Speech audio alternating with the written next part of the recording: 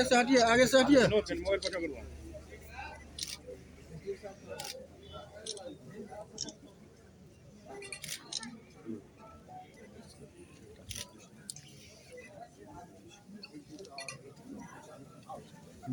चलो थोड़ा सा पानी सर से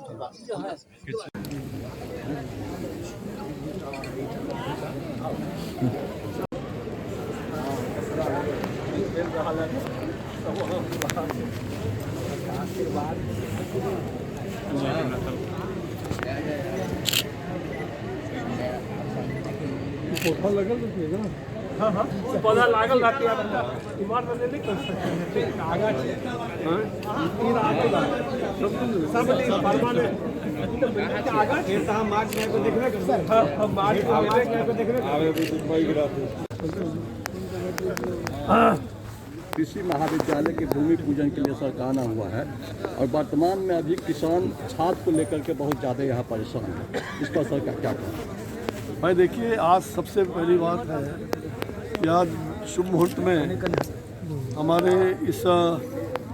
प्रांगण में ये अपना जो चांदपुरा बसेठ, ये जो चांदपुरा बसेठ इस स्थल पर और विशेष करके एस.के. चौधरी मेमोरियल जो ये ट्रस्ट है शिक्षान्यास, उनके द्वारा श्री संत कुमार चौधरी जो उनके पुत्र हैं वेदमती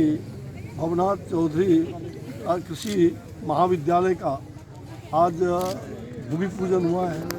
इस भूमि पूजन के शुभ अवसर पर मैं समस्त अपने परिवार और सभी समाज के लोगों को बधाई देता हूं कि जिस प्रकार से सरकार के द्वारा भी और विशेष करके इन्होंने माँ के नाम पर जिस प्रकार से यह पिताजी और माँ दोनों के नाम पर ये कृषि विश्वविद्यालय, ऐसे तो इन्होंने देश भर में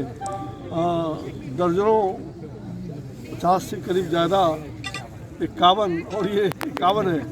ये 51 माता और पिताजी के नाम पर एक कृषि विद्यालय का स्थापना 51वां संस्थान ये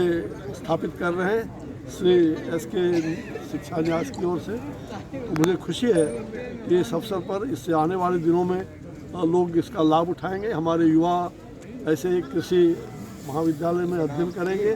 और जो कृषि आधारित राज्य है हमारा, और विशेष करके हम एक नए तकनीकी के साथ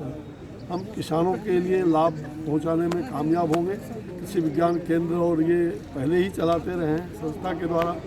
मुझे खुशी है कि आज के इस अवसर पर इस क्षेत्र के लोगों में एक हर्षोल्लास होगा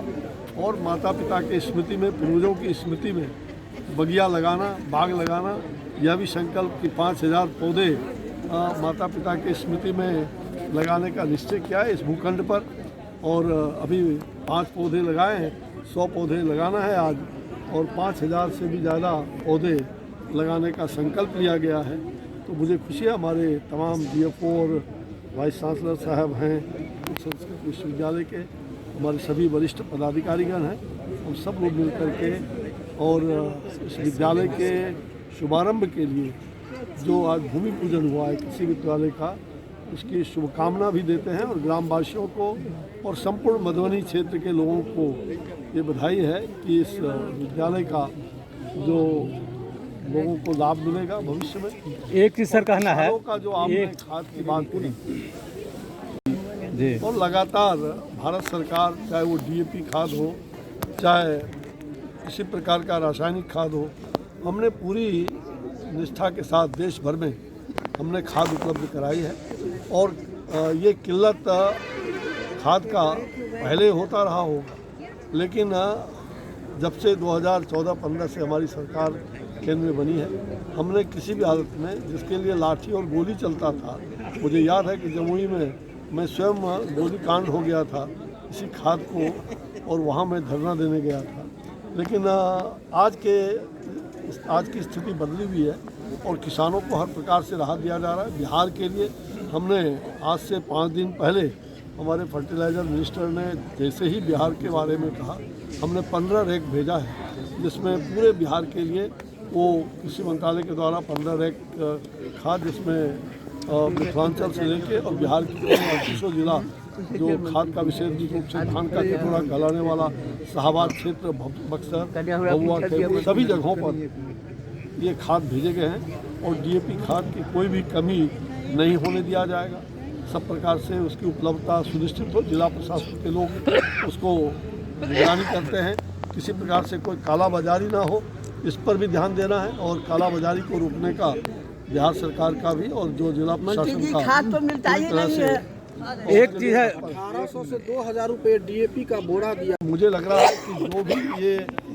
कृत्रिम बनावटी अगर किसी प्रकार का खाद में खाद की कमी नहीं है और खाद भेजा जा रहा है, खाद के रैक भी पहुंच गए जगह जगह, लेकिन उसके बावजूद अगर कोई ब्लैक मार्केटिंग करके दाम बढ़ाता है तो उस पर कठोर कार्रवाई की जाएगी और राज्य सरकार और जिला प्रशासन उसके लिए तत्पर है। सर मिथिला आज भी बातचीत किया है, पूरे जिला के हर विकास की समीक्षा भी किया है। मेडिकल कॉलेज हो या जो भी इस प्रकार के वन पर्यावरण का हो या खाद्य आपूर्ति का हो, हमने हर विषय का समीक्षा किया और खाद के बारे में विशेष रूप से जगह जगह चर्चा भी हो रही है और मुझे विश्वास है डीएम साहब ने कहा है कि हम उस पर तुरंत नियंत्रित करेंगे, किसी प्रकार की कोई भी कालाबाजारी ना हो, इसका ध्यान रखने का। सवाल ये है मंत्री जी की, खाद का रैक पहुंच चुका है, खाद वितरण हो रहा है बिहार में। अब इसमें फिर दो मत क्या है, एक ही प्रश्न को आप बार बार कर रहे हैं। मैंने कहा कि मुझे लग रहा है मैं कह रहा हूँ ना, 15 रैक खाद बिहार के लिए आज से 5 दिन पहले चलाओ, जगह जगह डंप हो गए, गिराए गए। उसके बावजूद अगर खाद की कमी होगी तो ये पूरी तरह से जिला प्रशासन उसको गौर करेंगे। आज मैंने जिला प्रशासन को भी कहा है और मैं आपके माध्यम से राज्य सरकार को हर प्रकार से जो भी सहयोग बिहार को हो, केंद्र सरकार पूरी तरह से पूरे देश भर में जो किसानों को समय पर खाद मिले और उचित दाम पर खाद मिले, इसकी व्यवस्था करना राज्य सरकार का पूरी तरह से दायित्व हो जाता है। जिला प्रशासन और राज्य सरकार इस ध्यान में ले और इसको आवश्यक रूप से किसानों को खाद उपलब्ध कराने में। मधुबनी का जो हमारा दक्षिण पश्चिमी भाग है वह बाढ़ प्रभावित है, कोई उद्योग नहीं है। हर प्रकार के जो भारत सरकार और राज्य सरकार की ये इच्छा है, जहाँ तक हमने इस वैश्विक महामारी में आपको मालूम है कि 20,96,000 करोड़ और कुल मिलाकर के देश में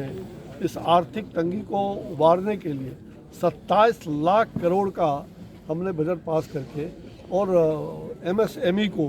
हम लोगों ने उसको बढ़ावा देने के लिए और मखान उद्योग हो मिथिला में या वोकल फॉर लोकल, यह जो स्थिति है हम मिथिला के अंदर में यहाँ के, आज भी मैंने सुबह जब डीएम से बात कर रहा था, मैं संस्थान के में भी गया था, जो मिथिला का पेंटिंग संस्थान जो बन रहा है जिसमें पढ़ाई भी अब शुरू हो गया है, डिग्रियां भी मिल रही हैं, तो हम लोग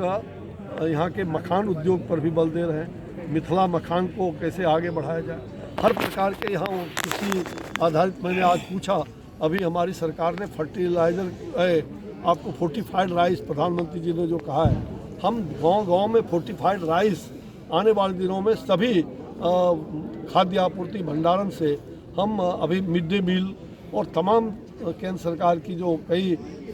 मतलब ICDS वगैरह है उसमें हम फोर्टिफाइड राइस यानी कि पोषाहार चावल हम दे रहे हैं। और हमारी ये इच्छा है और हमने ये तय किया है प्रधानमंत्री जी के मार्गदर्शन में, श्री नरेंद्र भाई मोदी जी ने जिस प्रकार से कहा है कि हम देश को फोर्टिफाइड राइस 2024 तक उपलब्ध कराएंगे, हम तो 2023 मार्च तक उपलब्ध कराने जा रहे हैं। और मिड डे मील में हम फोर्टिफाइड राइस दे रहे हैं जो पोषायुक्त है। इसमें खास करके जो हमारी माता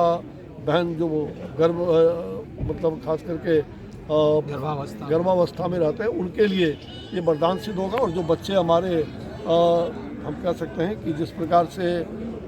बच्चों में पोषण का कमी होता है, कुपोषण के शिकार होते हैं, तो पोषायुक्त भोजन चावल हम 2024 तक न केवल दुकानों से, राशन की दुकानों से, आने वाले दिनों में हम घर घर में और गांव-गांव में, हर शहर में, हर बाज़ार में ये जो चावल फोर्टिफाइड राइस है जिसमें हर तरह से आधुनिक दृष्टिकोण से और वैज्ञानिक दृष्टिकोण से जो चिकित्सा के आहार के लिए वो मिल सकता है लोगों को, ये आहार भारत सरकार अब केवल अन्न की गारंटी ही नहीं, जहां मुफ्त अनाज लोगों को दे रहे हैं, 5 किलो चावल 4 महीना हमने, और प्रधानमंत्री जी ने बढ़ाया है 15 महीने हमने लोगों को मुफ्त चावल और गेहूं वितरण किया। ये 5-4 महीना और भी बढ़ाए गए हैं। और आने वाले दिनों में जहां हम खाने की गारंटी दे रहे हैं, सुरक्षा भोजन की गारंटी, वहीं स्वस्थ आहार कैसे मिले उसकी गारंटी भी दे रहे हैं। हाँ, इसलिए आहार शुद्ध हो, आत्मशुद्धि, आहार शुद्ध हो, आत्मशुद्धि। आपको जानकारी होना चाहिए, ये सबसे बड़ी बात है। जब प्रधानमंत्री जी के मार्गदर्शन में हमने एम्स को दरभंगा में स्थापित करने का सारी व्यवस्था कर लिया। अभी मुख्यमंत्री भी 2-3 दिन पहले समीक्षा के लिए यहाँ दरभंगा आए थे, और कल मैंने पुनः जिला प्रशासन और स्वास्थ्य मंत्रालय, स्वास्थ्य विभाग के लोगों के साथ बैठक करके जो जमीन है उसको कर्णांकित करके और उस पर स्थान पर मेडिकल कॉलेज बने, उसकी पूरी तैयारी, अब मिट्टी भराने का भी तैयारी हो गया, सब कुछ टेंडर हो गया, सब काम शुरू हो रहा है। इसलिए एम्स जो ये नेपाल से लेकर के कई जिलों को जो इसका लाभ मिलेगा, ये एम्स का 11,000 करोड़ का जो कई बजट जो है और योजना है 1100 करोड़ का, उसको हम लोग इसको शीघ्र ही पूरा करेंगे।